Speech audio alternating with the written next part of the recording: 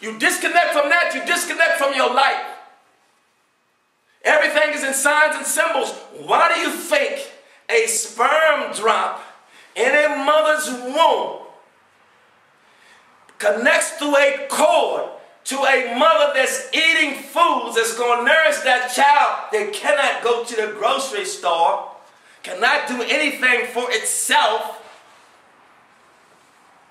When the umbilical cord is cut, that child is no longer in need of the umbilical cord. As long as we are in this life, we need that spiritual umbilical cord to be connected to us. That's why Allah sent the 124,000 prophets to mankind. It's an abomination and a sin and a disrespect when people are not established in the kingdom of heaven on earth. It will be on earth as it is in heaven, whether we do it or not. There's always going to be people that are going to fight everything that keeps them from their Lord's presence and their Lord's support. They will always do that. There will always be people like that. There have always been people like that. Allah says that few of former times, few of latter times. It's not always a lot of them, because most people are cheated by Shaitan. From the time we're coming out the womb, he starts to calculate and starts to, you see the behavior in children, they start lying, they start stealing. They don't even know what they're doing. You take a child into a toy store or a grocery store and they come out with something in their pocket. They just took it because they wanted it. They don't know that they don't know they stole it. When you say that to them, now they feel bad because now they knew that that wasn't a good thing.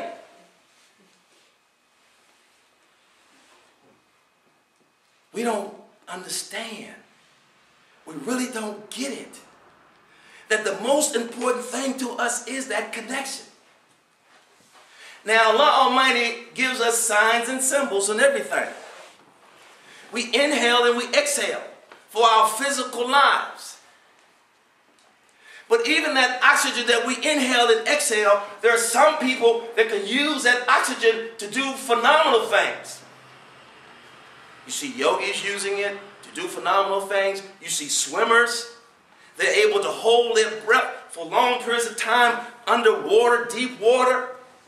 That's from a practice of obeying the laws of inhaling and exhaling. And then exercising their breath and holding their breath and training. Having a trainer to train them how they may hold their breath.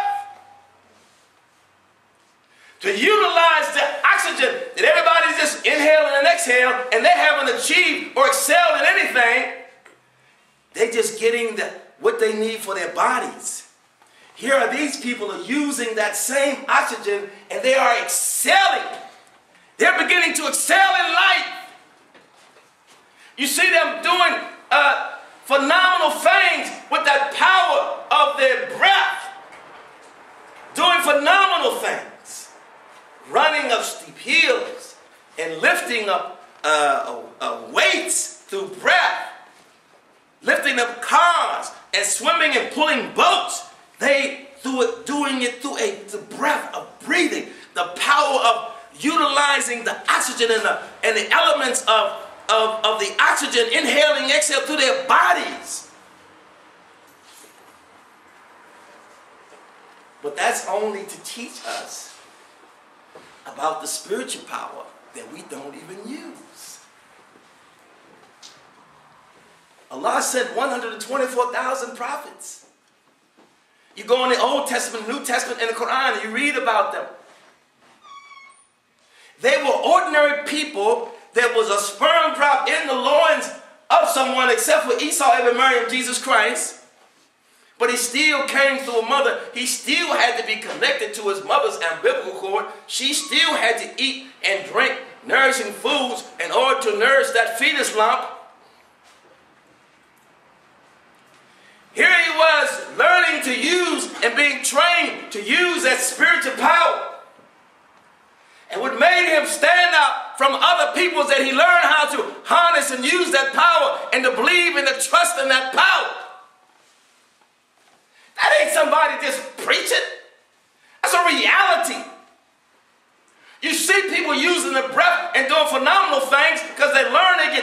teach them how to breathe and how to use that oxygen throughout their bodies and holding it through their bodies and being able to do phenomenal things of strength. The prophets came and they were taught step by step by the angels to use that spiritual power. Moses used that power to part the Red Sea. Why? Because everything in the universe is of the same cells as the human being. Everything in the universe breathes. All the cells have to have oxygen. Everything on its level. Even the sun has to have oxygen. The moon has to have oxygen. The stars have to have oxygen.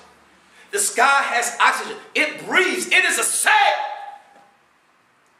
The cells in our body. Everything relates to everything else. And that's why it's been subjected to be in accordance with us. And we are sent to be a dominance and to master it. But we have not mastered ourselves. So how can we master anything outside of ourselves? And it has been set in motion to be a servant. But if everybody is just inhaling and exhaling, and not using the power of the inhale and exhale and mastering, then everything stays the same. Those elements were moving that day along like any other day. Those water molecules that have oxygen in them were moving along just like any other day. Musa, alayhi salam, who had learned about himself and his Lord in himself, used a heavenly power to command the elements to obey him that day. And they had to obey. Because he wasn't just doing the inhaling and exhaling. He used the power in himself to bring about this natural phenomenon, to make it extraordinary. To make something that was normal to be extraordinary, to be abnormal. It's a tragedy. It's an abomination to come in this life and never know that power in ourselves. To live like mediocre people, failing on things that we do, doubting, not reaching our targets or hitting our goals. Everything is being a learning experience. When we fall, we get back up even stronger. You don't hang your head. That's what Shaitan wants you to do. You ain't nothing. Hang your head. Means you don't deserve it. You don't deserve. Everybody gets knocked down just to see how they're going to get back up. Men and women, when they get knocked down, they get back up. They don't hang their head and make excuses. There are no excuses. There's no such a thing of an excuse. There's no such thing as doubt. And if I coulda, shoulda, woulda, it's not in the Quran anywhere, which is of our nature, our spirit. There are no excuses. When Allah Almighty sent the soul, he said it's on a divine order. That means it is not going to fail its mission. We may fail in the access of it, but then that's on us.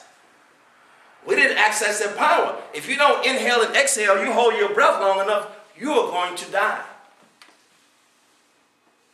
But see, the thing about inhaling and exhaling, that it's an involuntary action.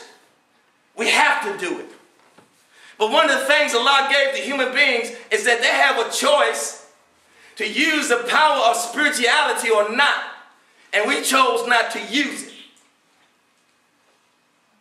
Now, if we'd had that same will in terms of exhaling and inhaling, nobody would be alive.